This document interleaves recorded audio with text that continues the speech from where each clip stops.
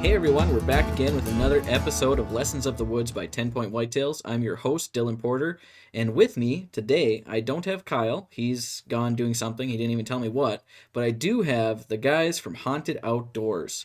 So, gentlemen, if you'd like to introduce yourselves and tell us a little bit about what Haunted Outdoors is. We'll just say, Seth, you go first because that's clockwise for me. No, Jordan go first. Jordan is better at explaining what haunted is. I'm really not going to say anything, but I can introduce myself. What do you want us to say about ourselves individually? Just name, where you're from. Not like, I don't need like address, but general location. We're not going to give away all the hunting secrets here, but some of them. Yeah. I'm Jordan Latola. Grew up in West Central Minnesota, primarily hunt around that area. Living a little further south now, but West Central Minnesota is the area where you'll find me. I'm Erik Hendricks. I live in Central Minnesota. I hunt Central Minnesota and the East Central, and I'd say Northern. What would you call that, Seth? That'd probably be what I would call Central Minnesota, but if you looked at it on a map, West Central. West Central. No, it's north. I don't know. Yeah, it's not considered north until you're like north of Bemidji. I'm just gonna put that out once there. you get on the north side of Highway 2 is north, right? St. Cloud is not northern Minnesota. No, not. Brainerd really isn't even. Nope, you got to be north of Bemidji. I would accept north of Fargo, but St. Cloud doesn't count. I mean, St. Cloud is not north. No. So. All right. And I'm Seth Hubbard. I live in Central Minnesota, just south of St. Cloud, and I hunt just a little east of Fargo, I guess. That's kind of where our family farm is. So that's where I do most of my hunting in Minnesota anyways. So. And for those of you that are listening, that's actually what I consider one of the best areas in Minnesota to hunt. That whole Perham, Detroit Lakes, Loop, Frazee. I've seen Golden Triangle. So many nice bucks come out of that area. So you guys sounds like most of you are pretty close to that area. Mm-hmm. Yep. More or less. So. Yep. So who wants to take what is Haunted Outdoors? Got to go to the originator, Erik. Fire away, man.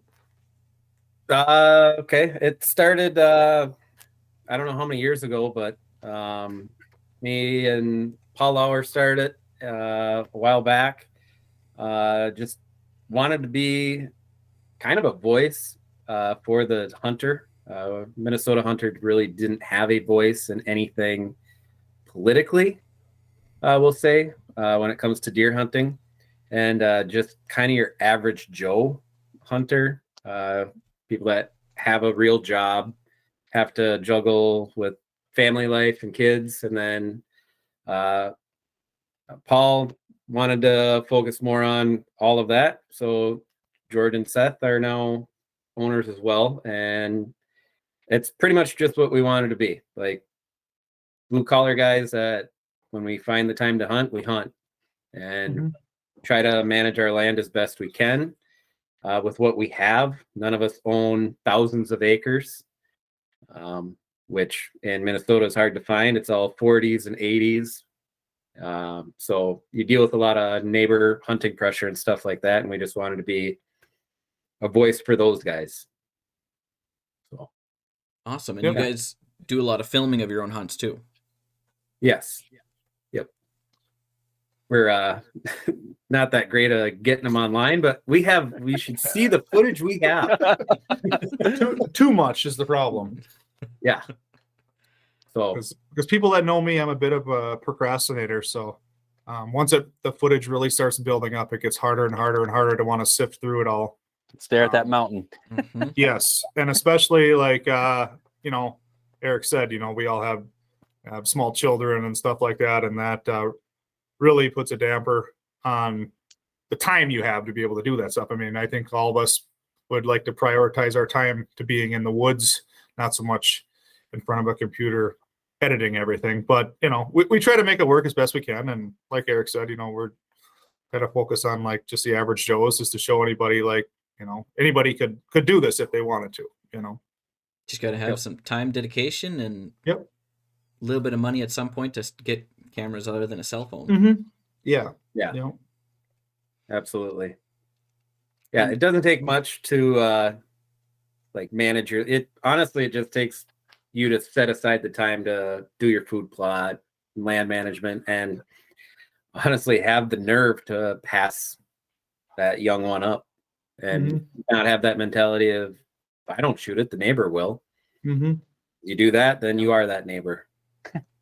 Absolutely. I always say, if you shoot that buck, then it is dead. But if you don't shoot it, your neighbor might not see it. He might not be out as much as you are. He might not go out. There's no guarantee it's going to get hit by a car. Granted, it's Minnesota, so those things are likely, but still, got to let him walk.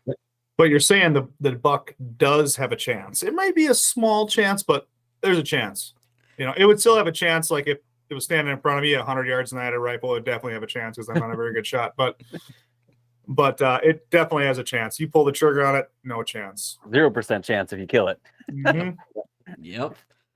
So, yeah, and Kyle would actually, relating back to what you said, Kyle would, if he was here, he would say something about the fact that he sent me 2 hunts that I need to edit and get online.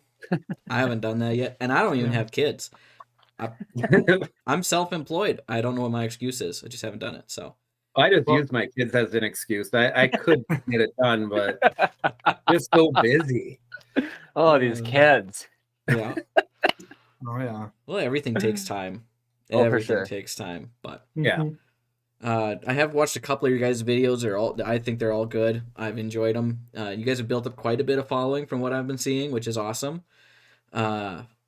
So we kind of know what haunted is, but being as you guys do a lot of hunting, what are some of your favorite hunts that you've been on? Oh boy. Oh, come on. I sent you Anyone the got notes one for off the top of pre-show. your head? Oh man, there's a few that come to mind, successful and unsuccessful. Yes. Sometimes the unsuccessful ones are just as much fun as the successful ones. One that would be, I got one, and it's on, I actually did the video on it, would be my daughter's first turkey. That's a killer video. 6 years old, and she got it done. And my son was a year younger. If you can see some of the pictures at the end, he was crying because he didn't get to shoot it. But that was probably my favorite moment hunting. Now, after having the kids in the woods, all of my favorite hunting stories are going to be with them right now. Yeah. So the first turkey was definitely up there. Holden's first turkey with Seth, actually. Oh yeah. Yep. And how many turkeys have those kids killed in the last like 3-4 years? About 10 times More as than many me. as me. They have more. I haven't shot a turkey in the last 5 years, so yeah. Both of them shot more turkeys than I have. But like multiple times, right? For each of them? Yes. Yeah. Tell you what, if you want to get your kids into hunting, take them turkey hunting, because I know a lot of people say they're super tough to hunt and anything, but I don't know how to call. I just there it is, shoot it. It's a world-class turkey hunter. That's put you on them. That's how it used to be for us, man. But I tell you what, them birds up at our place are getting smart now, just because of the added pressure. Because now with anybody can go buy a license, you don't have to apply anymore. It's like and all the people up around us, like the neighbors and stuff, they're all really good hunters, so they're successful. They kill a lot of birds, and the ones they don't get, they get smart real quick. So get educated. Good, then they can quit wiping out my food plots when I try to plant rye. And see, my only experience with turkey hunting is basically that we would have, our neighbor was trying to repopulate wild turkeys, so he'd raise them half hour away, he'd bring them over, drop them off in our neighbor's cattle pasture. Well, they're domestic turkeys. 2 days later, they're in my dad's deer feeders, pooping in all the grain, and so I shot 3 or 4 turkeys with a 22. Not legally, but they're nuisance birds that are causing problems. That's my experience turkey hunting. They were pretty dumb. I like your style. I would have to say, like, my favorite hunt, and the one I'll never forget, I mean, it's on the smallest buck I've ever shot. That was like my first ever buck I ever killed. I was 13 years old. I shot that deer with a bow. And that afternoon, it was like a Friday, and like in our town, we're a football town. I mean, Friday night, everybody goes to the football game, and it was a Friday night.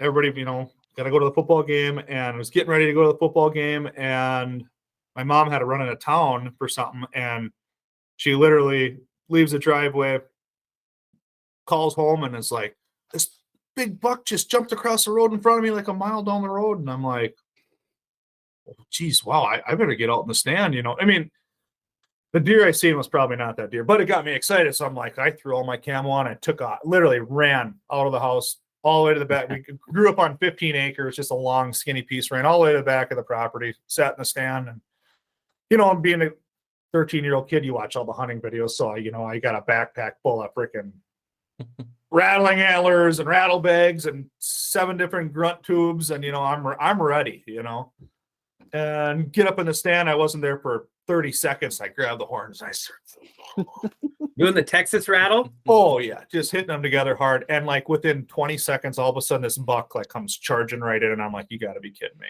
you know.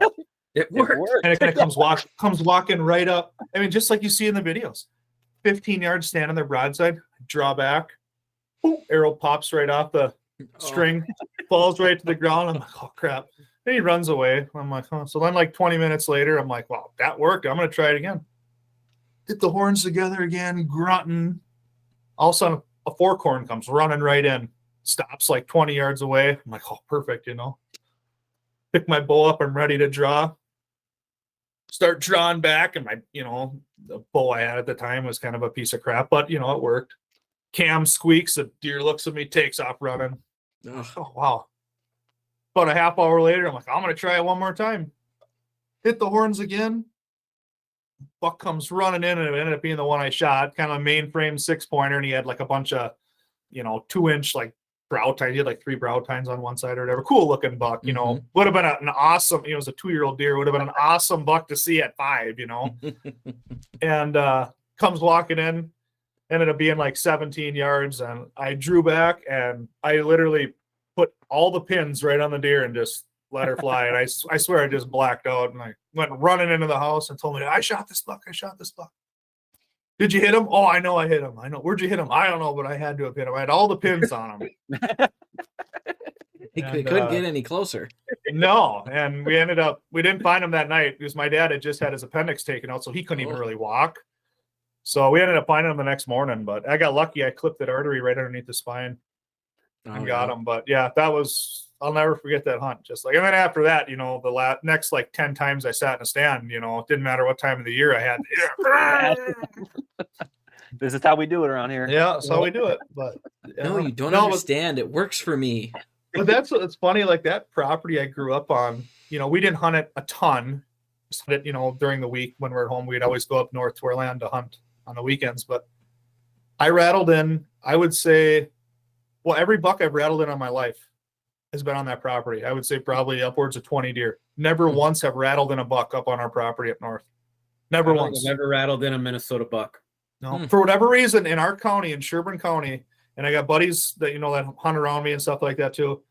And for whatever reason in Sherburne County, bucks just respond to antlers. I mean, it's unbelievable. Well, the buck population just dropped for next year. Thanks. That's all right.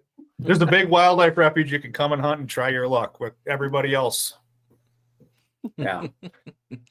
And there is absolutely methods for rattling. Real quick, you can rattle in September. It typically doesn't work that well, but it's more of like a click. It's not a little sparring, smashing together, you know, and then you can rattle a little bit closer towards the rut and just do like a quick clash together and you break apart. Because that's when the bucks are dogging each other and being mad at each other. But I would have to, if I had to guess, I would say and I don't know, but I would guess when you rattled in 3 separate bucks, they had to be fairly close to the rut. It was there. October 17th, and it was about 60 degrees out that day. Bluebird skies. Should have never worked, but it did 3 times. But what you ended up doing was you're being aggressive in those bucks' territory. So like, who are these newcomers who are just pissing everybody off? Yep. Well, and that property, we never had any nice bucks because everybody around us, I mean, it was just, it's Brown and Stone mentality, you know, and we didn't even gun hunt that property. We let our cousins gun hunt it because there was never anything real big there, you know, for us to go after, you know. But Yeah, so those, I mean, very rarely would you see someone shoot a 3-year-old around there. It's all 1.5 and 2-year-olds, you know. Yeah. And that's most of the state right now, but on 15 acres, it's tough to do any No, property you can't do control. nothing. Yeah. No. So, Jordan, Oh yeah, you got to top that one now. No, I can't top that. I mean, it all kind of blurs together. I honestly didn't get really into whitetail hunting, like laser focused on it till probably like 2016, 17. I spent way too much time chasing ducks and geese back in high school and college. I still hunted deer, but it was kind of one of the things I did, and it just a button clicked and I got even more, obsessed. I think I was safe to say, and it's all I want to do these days. But anyway, since then things have changed. So the first one that comes to mind was probably that it's a 6-point buck. I got it on camera. I shot it December 14th or something like that. It was the first deer I actually targeted from beginning to end. Actually got that deer that season, so it was kind of a cool moment. Also, my first buck with a bow on camera, so it was kind of a double accomplishment thing, which was pretty cool. And shot that buck on a spot that I made a move a week prior to, set up a stand for it, hunted when it was like -25. Anyway, just a cool situation where it all came together, and I finally got the deer I've been chasing since I got pictures of it. And again, 6-point deer, 3.5-year-old, nothing. It's a unique deer, but again, just getting that deer you were trying to get. And then honestly, the other one would probably be this year. My 4-year-old boy started coming hunting with me from opening day with Bo, and it was like 95 degrees out. He was wearing Crocs, shorts, and no shirt in the blind, and he sat with me 6 times throughout the year. And is Normally what I wear. Well, I was behind the camera wearing the same thing, but he's in better shape than me. But I mean, I probably put him on the most boring hunts all season long. Like the first 5, I think we saw 4 deer total, and he kept coming with me. I think it was for the snacks. He enjoyed that. But finally, slug season, he came with me, and I shot a doe. And just seeing him be excited and like super excited, just knowing that he's screwed for the rest of his life because he's got that bug, and just seeing that was probably the coolest thing. Yeah. And talk about footage. I've got a mountain of footage of him doing faces at the camera, interviews, and things like that. And hopefully we get that out. But that was by far the coolest experience, because everyone remembers the first time they got to tag along, and finally getting to do that for him was just lights out. It was super, super cool. Yeah. But and that's something that I really look forward to now, because I got the youngest kids out of all of us. They just turned 2 in December. I got twins. I got a boy and a girl, and this past weekend we're up at our property, and just now they're finally, they know what a deer is, so they see a deer out in the yard. Oh, deer, or buck, it doesn't always sound like buck, but but it is cool seeing that, because as a kid people thought I was going to grow up to be a serial killer. My mom always says, because at 3 years old, I had this giant stuffed animal deer, it's like the size of a dog, and I would hang it up on the clothesline. And we lived in town, hang it up on the clothesline. And I'd be out there with a butter knife, stabbing it and stuff. And my mom said the neighbors would be looking at her like, what are you doing? This kid's gonna grow up to be a psychopath. And it had a red nose, and everything. It's supposed to be like Rudolph, right? Yeah. But I was just out there skinning my deer, watching my dad do it, and I hope my kids, are like that, and that's another kind of drive for me to want to, to do these videos and stuff, because I think that'd be really cool for them to see me. And my wife hunts a lot too with us, and she kills most of the stuff on our farm anyways, but to see mom and dad, doing the hunting trips and stuff, because one of my favorite videos growing up, my dad in 1993 shot a moose right up by Thief River Falls, somewhere up there. Like one of the last one. Yep, one of the last years they had the hunt up there, actually. And my godfather was with them. They had the old, over the shoulder VHS cameras, and videotaped him shooting a moose. Or 2 moose just going at it, and then they literally watched their watch, and right at legal shooting, pulled the trigger, boom, it was done. And I remember I watched that video so much as a little kid. Yeah. It literally wrecked the tape, from watching it and rewinding it so many times. So that's kind of another drive for me to kind of keep doing this, is so, I think I thought it was cool watching that tape. So hopefully my kids maybe think the same thing about, their mom and dad doing it too. So Back when you were cool. yeah, I mean, they're mostly just gonna see footage of Nicole shooting stuff and then see me like peek around the camera. Hey, Yeah. I'm here too, but So what I'm Good footage, sensing Dad. here is it's a lot of family value in hunting, Mhm. getting the kids out early, getting Oh, them yeah. started, and all that fun stuff. Because I mean, my dad got me and my brothers all started pretty early. My next youngest brother actually shot his first buck at 4 years old out of the kitchen sink in our house. Mhm. They opened the window, doe come in the yard, and Dad's like, "Oh, here you go, shoot the doe." And then the doe turns and looks behind him, and he goes, "No, wait, we're gonna have a buck come in." And of course, rifle season, me and the older brother are out. We're hunting. We've been out there for hours, and then the gun goes off, and he piles up a 6-point buck in my parents' yard from the kitchen window, and he still jokes about it. If my feet got cold, I can just turn the hot water on in the sink and warm them right up. That's great. So, and that's the thing that a lot of people don't realize. A lot of people that are opposed to hunting, they don't realize how much family has to do with this tradition, with this sport, with this activity, whatever you want to call it. It's I mean, we can all easily sit here and say we probably wouldn't be hunting as much without our dad or our grandpa or uncle or somebody getting us into For this sure. sport. Yeah, absolutely. Mhm. Definitely. So I don't have kids yet, but I enjoy hearing the stories of you guys taking your kids out hunting. That's fun. Well, my kid shot a possum from the kitchen window tonight. It was coming right for him. Yeah. What was he Sitting using? underneath our apple tree eating rotten apples. I was like, he's probably drunk. probably, well, yeah. Fermented apples. I've never seen a possum up here, ever. Oh, you're lucky. We never had them here ever. Yeah, All we growing up, didn't you- either. the only now you time don't we ever either. saw one was southern Wisconsin at my aunt and uncle's. I remember seeing my first one. Their Great Dane killed it. Now I see them. They're all over here. And then when we had land up north of Hinckley, never saw one up there. In the last 10 years, they're all over. Mhm. Huh. Are It's they like an global invasive? warming. Are It's they climate considered? change now. It's not global warming anymore. It's climate change. sorry. Are they I considered don't know an what it invasive is. species or no? I wouldn't really call them an invasive species because they're like native to like Iowa, Missouri, and stuff like that. I mean, they're always around, I think. But Have they ever been native up in Minnesota?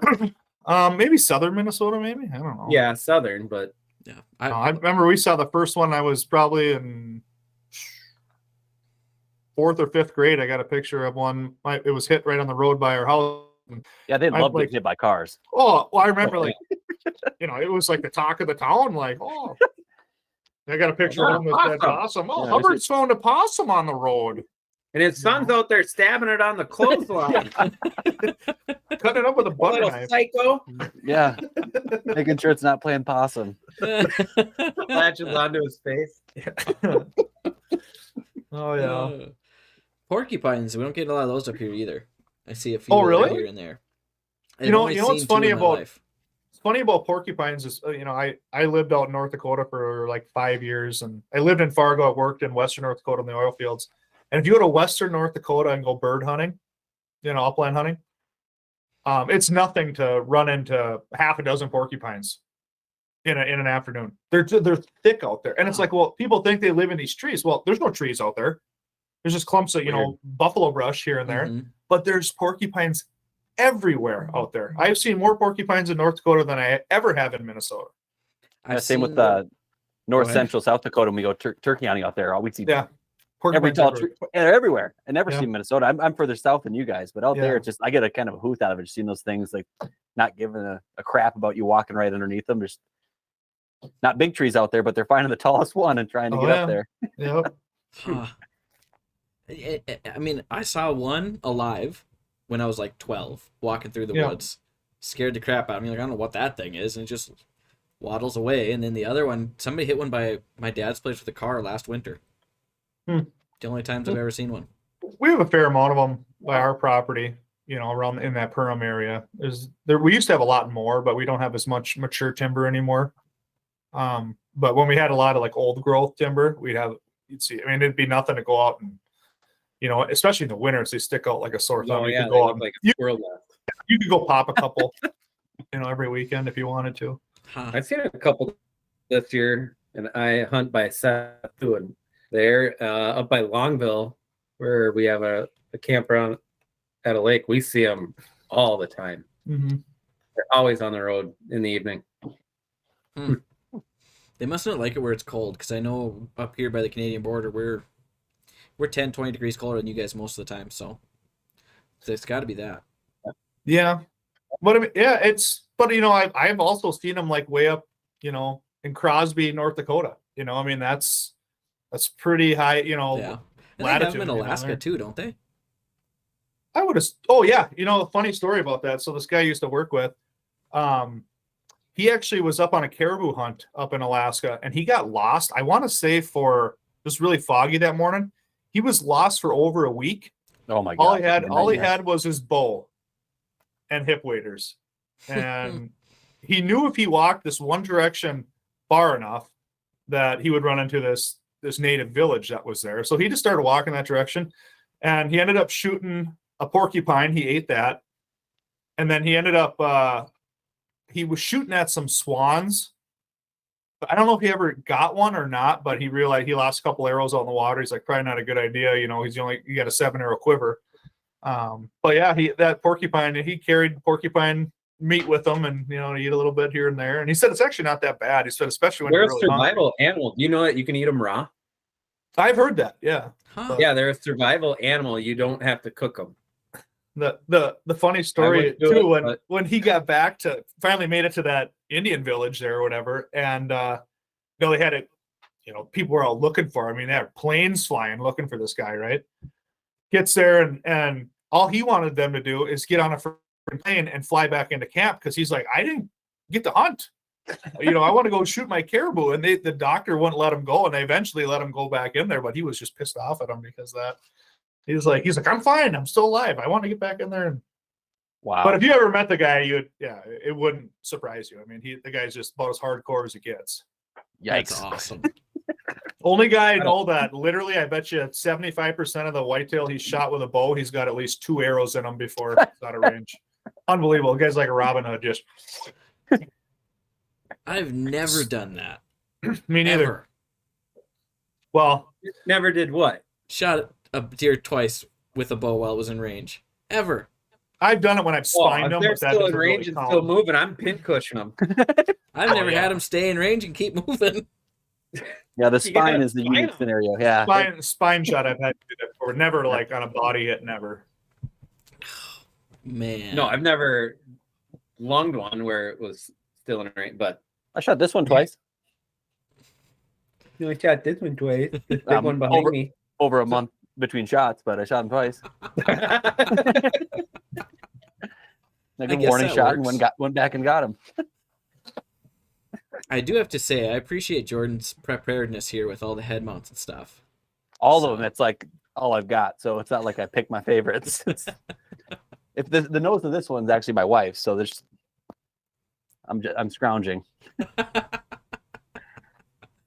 And we were joking pre-show that Eric's in a bathroom, but he says he's not.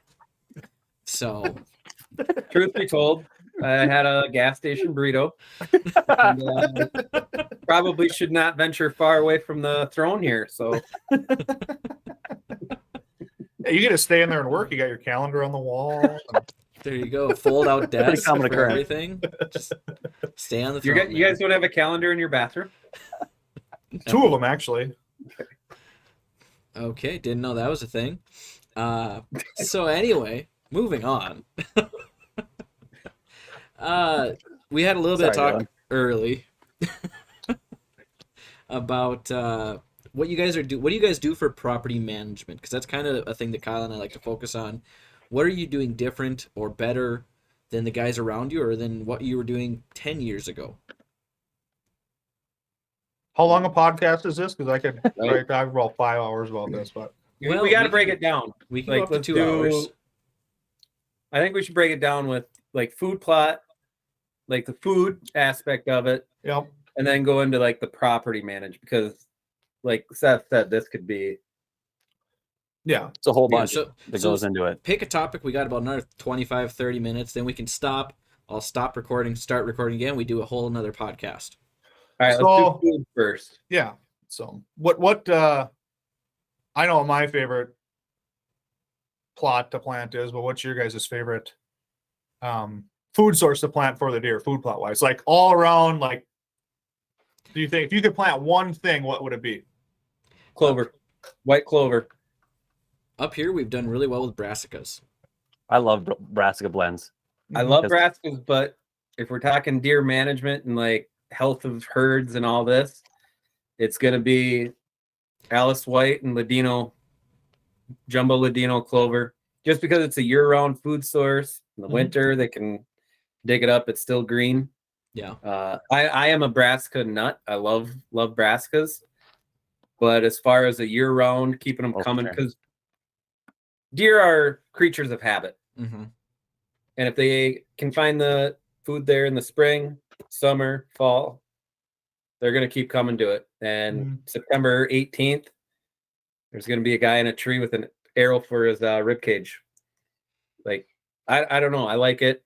It's a lot of protein for them. And so, yeah, I'm going to have to go with white clover. The right white clover. Like I said, Alice White and Jumbo Ladino are my favorite. And we've planted clovers before, but I don't know what exact types. But I know it's not their favorite.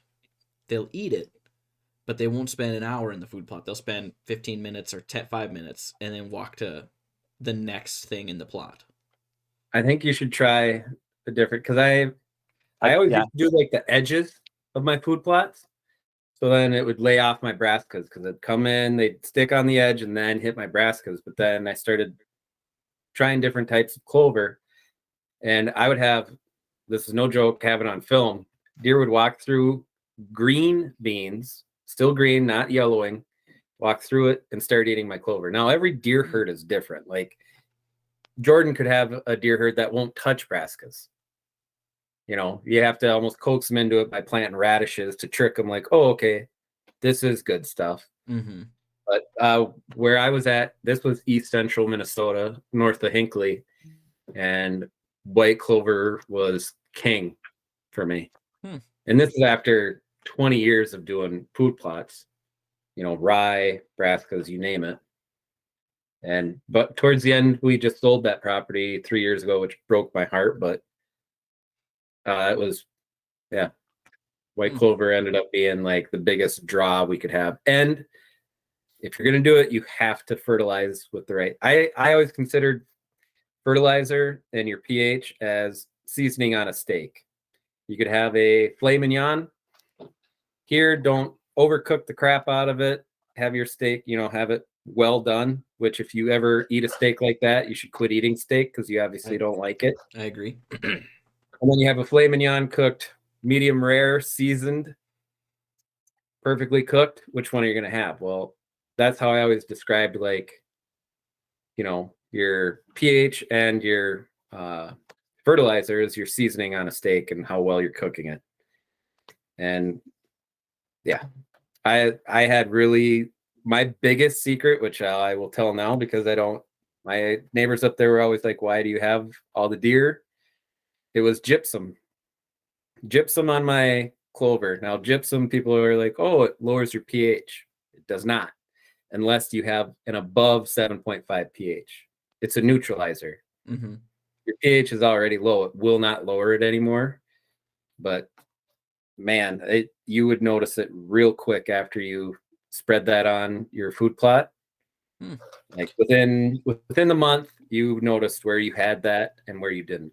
So did it affect the growth, or is it just like you think they like grew a hankering for that flavor, or it tasted different for them? Is that what you're saying? It was phosphorus was the key ingredient there. So is it changing their palate, or is it just like growing better? I think. Well, you think a deer's surviving? Like if you look at like people that live in like your yard, deer come to the edge and they'll browse on the trees that grow on the edge of your yard or your shrubs. Mm-hmm. Now, if I hunted state land strictly, I would go out into the woods by my tree. I would throw down pelletized lime, get my pH up around my stand, and then I would fertilize the crap out of it with triple 19. That's why deer come out to the edge of your yard and they're eating the same dang thing that's growing in the woods. But why are they coming into danger to eat the edge of your yard? Well, it's because you fertilized your yard or whatever. That's getting better sunlight. It's tastes better. Yeah. Maybe it doesn't taste better, but it has more nutrients, and for some reason they know this. And they're eating it. So if I hunted state land, that's what I would do. I would fertilize the crap around my stand, and I don't think that's illegal. Oh, they'll find a way. We can get into that in the next podcast. Okay. Sorry. Jump the gun. No, I mean, I started it off there, but so there would be value in most hunters, if you own the property and doing food plots, to get your soil tested. Find out exactly what your soil needs. Yeah. Because I am terrible at doing that. My dad. Yeah, does, but I don't. see, I think why you get away with that, Jordan, is your property is in some of the most fertile soil in the state. You know, so you can get away with that a little more. Like, yeah, definitely in spots. It's like Eric, like where your farm was up there north of Hinckley, that was probably some of the poorer soil. 5.1. Yeah. 5.1 pH. Ours is pretty hit or miss. We're kind of in a mix where, like, some parts of our property, I honestly wouldn't have to fertilize at all, and stuff would grow. I mean, it was good enough, you know what I mean? But then there's some parts where it's like you dump 3/4 of your fertilizer and budget just into that, you know, acre plot just to get something to grow. It's kind of goofy, but soil test, that's what I tell people. I'm like, well, what should I plant? I'm like, well, get a soil test first, and that'll tell you. Yeah. And how much sunlight and shade. Yeah. And other guys, like, you know, you want to, nitrogen is a great one to, like, get it to sprout, turn green, and woo. But if you're putting a lot of nitrogen down, you're also lowering your pH.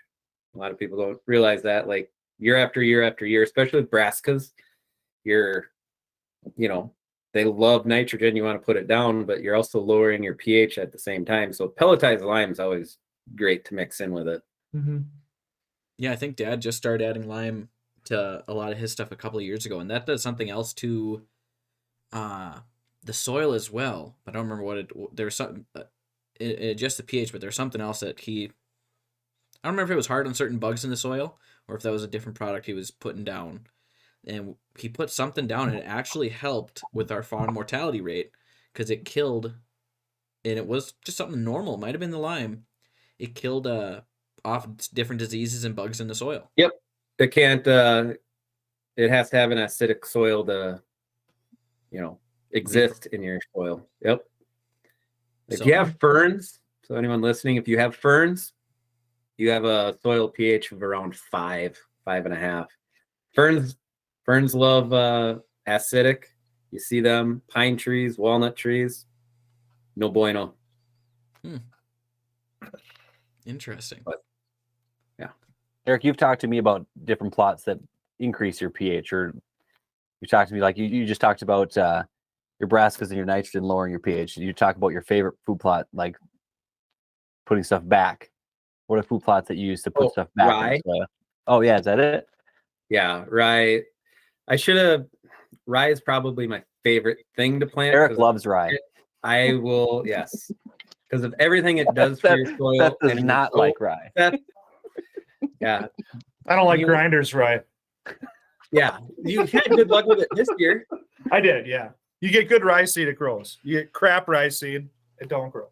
And for a lot of people that are listening that you don't want to put in the time, you don't have the machine, grow rye. It'll grow in the back of your truck. We have a picture of it going in the back of my truck. Your soil, that I could do an entire podcast on how much benefit it does for your soil. I wouldn't watch it. Yeah. I would watch it. I love rye. It's Oh, and you can't oversee, like, there's zero, you don't even need common sense to, like, plant it. Like, just pile it on as thick as you can. It's hopefully the land carp called turkeys don't come in and wipe it out. You get rain 2 days later. I would say it's definitely a good a good starter plot for someone who's never really done anything before. You're going to see results. I mean, unless, you know what I mean? Pretty much, I would say. So we've always treated rye we'll use it early in the year, but we'll also my dad has the worst soil known to man. You can't grow anything on it. Most of the time they say if your corn's knee high by 4th of July, it's good corn. He ended up with knee high, I think by August 4th, 2 years ago. It's a somewhere in big there. cobs then. Like that must be where them little ones that you see on the salad bar come from. Yeah, he can't get nothing to grow out there, but it's cold bottom soil. It takes forever to heat up. Yep. So if he's struggling to get a plot in, and it looks like, well, we're going to go into winter and this plot's garbage, rips it out, throws in rye, and the rye does the job for the winter. Yep. And here in Minnesota, like some people will completely 100% disagree with me on both my points, but do it. I would start my rye plots in late July because it's going to only get to about 18 inches and then it's done growing for the year. But the deer will come in and eat it. Well, then it's going to sprout right back up because it's biannual. The other thing is I have planted rye as late as mid-October with amazing results. And this is in north of Hinckley. If I would have a bare spot in my plot, I would go in and just broadcast rye. Like it's the most bulletproof thing you can plant, and you cannot screw it up planting it. Well, and one thing that I started using rye for is weed control. For sure. Yeah. Where I'll just go throw it in all my plots at Every one of them. in end of September. I'll just go and overseed. I mean, even if I have a beautiful brassica plot, beautiful soybean brassica plot, throw it in there. And a lot of times, I mean, half of it probably doesn't even really sprout half the time, but that next spring, those plots look like a freshly mowed lawn, right away in the spring. And that's like the first green, that's out. So those deer and turkeys, they're pounding that right away. Cause I feel like that's like the time of the year they're probably their most stressed is once all that snow melts, there's nothing to eat. You know what I mean? So you give them that, and then that continues to grow. And then, by midsummer, that stuff is, damn near, it's above your waist, super tall, crowds out all the weed competition. So then you can just go and mow it down and plant right into it, which is nice. I mean, then you don't have to, otherwise, if you were to go turn your soil, in the spring, you're going to plant brassicas. Well, you're going to have to spray that at least 2-3 times. So at least with rye like that, you let the rye just keep the weeds out of there and then mow it, disc it, plant it all in the same weekend, and boom, I've had better success with that anyway. So, and it's cheap. It's cheap to plant too. And that's a nice thing about it. Yeah, you can get that in a 50-pound bag from your local elevator. A lot. Oh yeah. Yep. You get it anywhere. Now it's a lot of people you look at a throw and grow mix and it'll have rye grass. Yeah. Not the same thing. Those companies put that in there just because that'll turn green on your 4-wheeler trail and you think, oh, I got a plot. Nothing's eating it, but it's sure green. It worked. It doesn't matter if it's green if the deer don't want it. Right. We're talking rye grain, winter rye, like it has a few different names, but it looks like an oat seed. You get it in a 50, 60-pound bag. 56 pounds. 56 pounds, isn't it? Yeah. That's a bushel. You will not find it at Fleet Farm or anything because no one's going to market a 56-pound bag except for Dr. Deer with his oats. I like oats. Yeah. No. I'm sensing some animosity on the oats. That's a no. We're putting another podcast. You go rye versus oats with these two guys. Don't plant oats. We've done both. Don't do it. What we do if we typically plant oats or even rye, we let it get 6 inches tall before winter. And that's our last chance food plot. We need something green, especially when we got hunters coming. We got to have something green because nobody wants to come sit and look, well, the field's black. Bet we won't see any deer.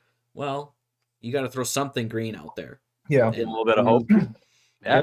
But we do grain feed those deer most of the year too. So it's not a plot necessarily to get them through the winter, where it sounds like the rye and the brassica are a lot better at that.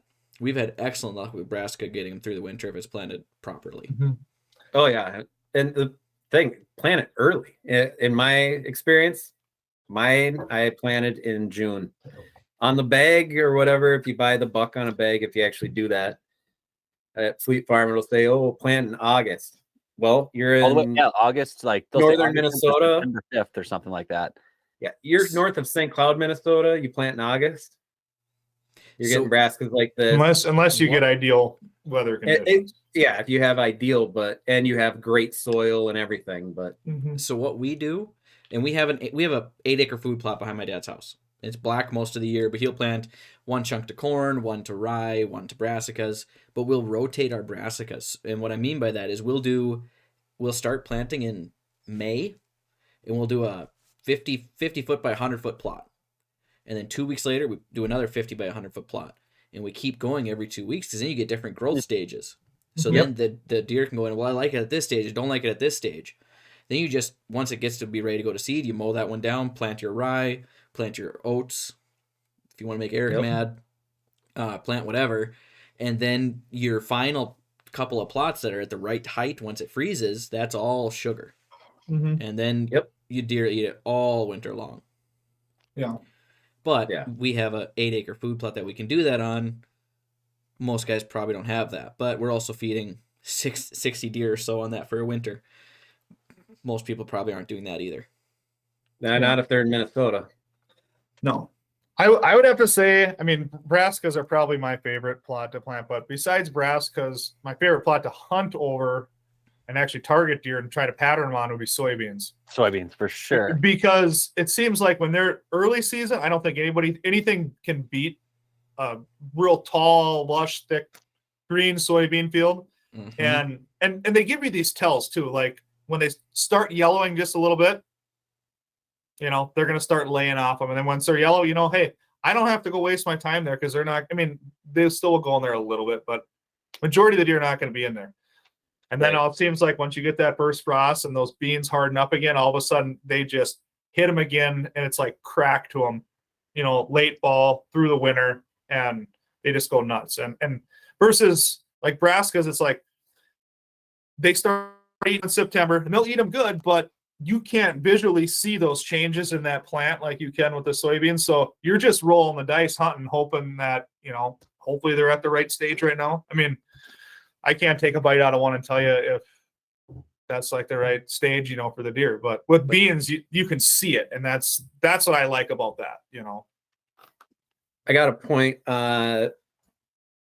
Not for everyone, it's not always going to be the same. So if I'm hunting where I live, south of St. Cloud, I'm not going to plant I love hunting beans. I'm with Seth and Jordan on that. Like, they're phenomenal. But we have a lot of egg fields around here. Yeah.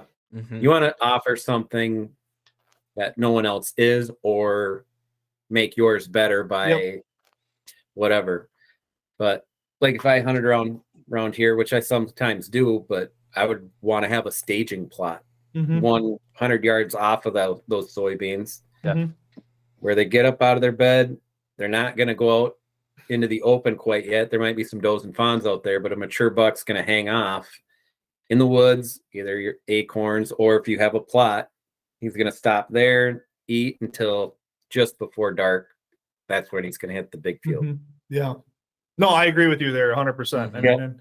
And the reason why that works for us up there is because we're in kind of a right on the border where we're like Eggland meets like the big northern Minnesota woods, like literally, what do you think, Eric? Our farm's like maybe 3 miles from like where the big wood starts. So there's not a ton of soybeans around us. There's getting to be more and more every year, but for the most part, they can't go everywhere and get that. Like you said, like if I were to hunt, where I live in Sherburne County, beans, deer love to eat them, but there's thousands of acres of planted everywhere. So how do you target them on that? But the staging plots on that would be key in an area where, like an area like Jordan has, where big egg, that's probably where you see most of your deer, Jordan, on like them staging plots early season. Yeah. So, the whole food plot thing I'm still trying to figure it out, to be honest, on our property. It's like certain plots work really well certain times of year. One food plot I just plugged in a few years ago, I thought it'd be a great spot to target a specific buck, but throughout the year and as the fall progresses, these deer kind of move their patterns, and I put all my focus in this one food plot that the deer kind of vacated by the time, things were getting good. So I've started to, mentally prepare for next year, putting early season plot or food seeds in that plot where my late season stuff is going to be more towards where the deer end up post rut and things like that. And I don't have any big food plots. You talk about 8 acres. Seth, you have some big food plots too. Yeah, we're actually going to be expanding that this year. I mean, we had a tornado go through our property. That's another podcast. End of June, anyways. Which we've always kicked around the idea of expanding some of these food plots. Now Mother Nature kind of did it for us. What's that? But they were big though. Like you have like a big chunk. Our plots, yeah. I mean, I would say right now we have our main plot is about 8.5 acres. Yeah. So I've got nothing. And that's one of, I think we have 6 or 7 plots right now. Yeah. Most of them are small kill plots, but the one main one is big. Yeah, my main big plot is less than an acre. So I'm hitting around the idea is like this year I had beans there, and when it I have to match the we have tillable land that we rent out as well, and we have to match that crop because otherwise if it was standing corn and I had beans, that little acre is going to get hammered before I ever get to hunt it. So this year was early onset cold temperatures, and there was once the deer found it, it was about a 5 or 6 day window, and that was that. So a friend and I are kind of kicking around the idea of putting an electric fence around something like that the next time around to keep the deer off that. We talk about early season beans being awesome, but I want late season beans, and that's about the only way I have a chance to get them on the size of plot I'm working with. One thing I think you should try with that. So I've planted them the Real World soybeans. I don't know if you guys have heard of them. Yeah, brand or whatever. I've heard of them, never used them. So I planted them the last couple of years, and I will tell you this: that deer prefer like a regular egg bean over that Real World soybean when they're green, 100%. Like our neighbor's field, big farmer or whatever, he'd have his egg beans planted across the road. There'd be 40, 50 deer out there and be like 4 in my Real World beans, right? But with those beans, how they're set up is they're a hardier bean. So late in the season, once it freezes and you bump into that plant, they don't just fall off. You know? Mm-hmm. So late season, those deer really hammer those Real World beans. It's like they didn't really touch them that much. They ate them a little bit when they were green, but later in the year, I got another bag if you want them. But I'm going to plant one plot specifically this year, one of our new plots, in all Real World beans because it is a small plot. It's going to be about 1.5 acres. So I want them deer to not touch that. I know they're not going to touch it when it's green because I want that stand's going to be primarily a muzzleloader stand. I mean, it's just a death corridor coming through there, and I mean, it's going to be a phenomenal late season muzzleloader spot. So that's why I want to plant those there. And then in our other spots where we plant soybeans, I'm just going to plant a regular egg bean, where we're going to, bow hunt it and rifle hunt it and all that too, so. Kyle would laugh. You said small food plot, 1.5 acres. Well, I mean, biggest food plot's like 1/3 of an acre. Yeah, I mean, we have several of those too, but that's his. But our thing is, our we just property have up so in much. Sandstone, I think my biggest was like 3/4 of an acre. Yeah, but we're feeding so many deer. I mean, that's the problem. Every year we add more and more and more. And I mean, it sounds like we have a lot of acres of food plots, right? But all of our food is gone right now. Right now, it's gone. I mean, that we just have that many deer eating it. If you have 40, 50, 60 deer, you can't keep up. Oh, there's been years we have over 100 wintering on our property. I mean, they don't all live there. They don't live there, during the hunting season. Yeah, but they all yard up there coming from miles away. Kyle has DNR just chimed in. Yeah. What did you say there, Seth? Where was deer? How many? 7 tags in your area. Yeah. Well, apparently not, because you said earlier pre-show you're not too far away from a gentleman who is having a lot of wolf issues. Yes. Yep. We do have wolves come through our I would say right now, at least every 2 weeks, if not every week, I'll usually get a picture or two of like, 1 or 2 wolves, either, just a loner or like 2 of them together come through. And, 10 years ago, we'd never see wolves ever. And now it's getting to be pretty common. Like we're even seeing them now with our, naked eye, walking around and stuff. But when them wolves come through, thank God, it seems like they're not really living on our property. That's kind of just their territory. They patrol that. Mm-hmm. But they come through, and you might as well not go sit for the next 3-4 days because you can go from having 200 pictures of deer a night to 2. know, Seth, how far away is the property from you? 4? nah, about 3 miles maybe as a crow flies. Yeah. And last year, I had wolves on camera every night. Saw one while I was hunting. Didn't get away. You had like you were saying maybe one every 2 weeks, but I had them literally like every night. Mm-hmm. And last year we had horrible deer hunting, and then 3 miles away, he's like, "Yeah, I passed up 7 3.5-year-olds today because I'm like, screw you." Like first year and a half that walks by me is gonna get it now because I haven't seen a deer all week. Yeah. But no, I mean, and yeah, with the wolves like that though, yeah, they're getting to be a problem. But another thing that I don't feel like gets any attention. I mean, everybody talks about the wolves, how they're so hard on the deer, but something that I think that's even a bigger problem in our area is black bear numbers. Oh, yeah, I mean, killing fawns. I mean, that's number one fawn killer. Absolutely. And we literally wasn't this past spring. I had 9 different bear on camera in a week and a half period. And I mean, it's to the point now where we'll go up, I would say every other weekend, we'll see a bear actually just walking around. And we've always had bear up there, always. But now that they cut the tags back to basically nothing, it takes 6 years to draw a tag where we are. We don't have that many bear, and we're in no quota zone, which means you can just get them over the counter. Mm-hmm. When I was 14, it was buy one, get one free for bear. Yep. I was no quote over north of Hinckley, and that was beautiful. 2 tags over the counter. Mm-hmm. So why is that? I mean, what's changing for you, Seth? That's weird. What do you mean? Like, has it always been hard to get a tag there to hunt bear? No, it used to get them every other year. So, and then the zone that's just a mile south of us, I was 100% draw rate. They'd never even sell out. They did. I don't know why the DNR cut the tags back, because it's obviously not because of a lack of bear numbers, because there's more bear than we've ever had. I mean, by far, and I've heard theories saying they want a better overall hunt because when they give out way more tags, there's more competition in the woods. But you know what? Hey, we're not trying to, make these hunts super easy. We want people to actually have to try a little and put a little work into it, and not to say right now, just because they don't give out that many tags means it's easy. I mean, people think you go dump a bunch of donuts in the woods that you can just sit there for 20 minutes and a bear comes in. That's not how it works.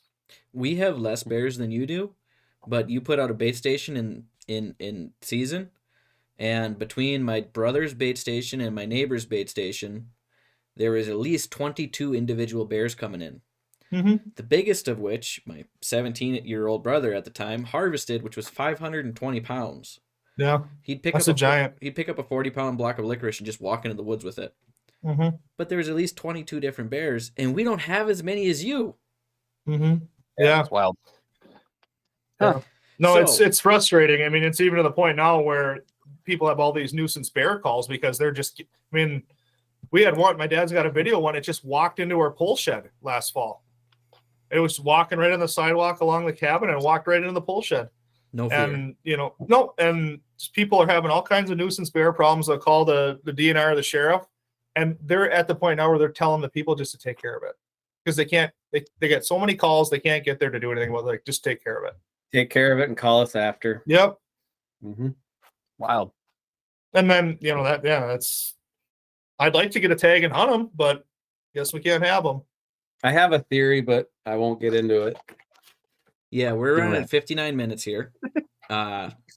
So any last thoughts on food plots? And we're gonna we'll turn this off, record another one, and maybe then we'll get into DNR stuff because it sounds like there's things that want to be said, or other management practices that maybe should be done.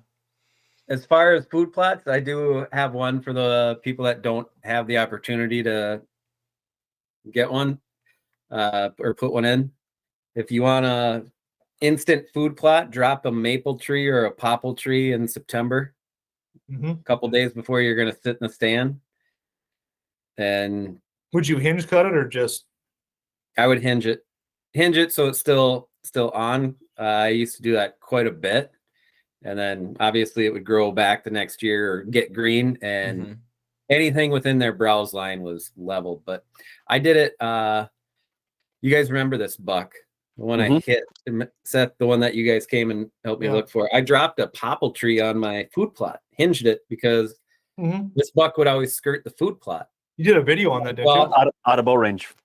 Right out of bow range. Yep. And so I dropped a popple tree to make him walk around it to come closer to me. Well, backfired because all the damn deer went and ate on it and just stuck just out of bow range. And then I was like, why ain't I dropping one right next to my stand? But yeah, I mean, it was for easily 2 weeks. Those deer were pinned on that popple tree, like to the point where I cut it, finally just hacked it and, took the 4-wheeler and drug it off because I was like, well, knock it off. Eat the clover. Eat the thing that I worked hard to grow instead of the Yeah. natural Yeah. jeepers. And fertilize that damn tree.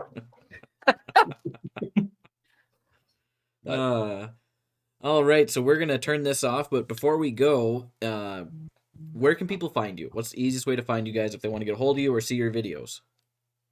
Get a hold of us would be Facebook, honestly. Seeing our videos on Facebook, YouTube. A lot more directed towards YouTube lately. Yeah, we have some Yeah. still on Facebook, but our most recent stuff, everything's on YouTube as far as videos go. But reaching out to us, seeing pictures and chiming in on that stuff, Facebook's a place to be. We have an Instagram account too. But videos on YouTube, Facebook's the other prime location to hunt us down. Perfect, and it's Haunted Outdoors on both of them, all 3 of them. Yep. You got And it. the word haunted's from like the one that got away. You're haunted by the one that got away. There's a video that explains that. Yeah. Yeah, you guys aren't in the woods chasing ghosts, or are you? No. Feels like it Got a sometimes. story. All right. Well, thank you guys for listening. And we're going to sit down and record another one here. But yeah, if you want to find us or the guys at Haunted Outdoors, you can find them Facebook, YouTube, or Instagram. Or you can find us at 10 Point Whitetails on Facebook, YouTube, Instagram as well. This podcast comes out every Friday at 7 p.m. unless something happens and we can't get anything recorded. So other than that, you can find us where you found us, and we'll see you guys next time.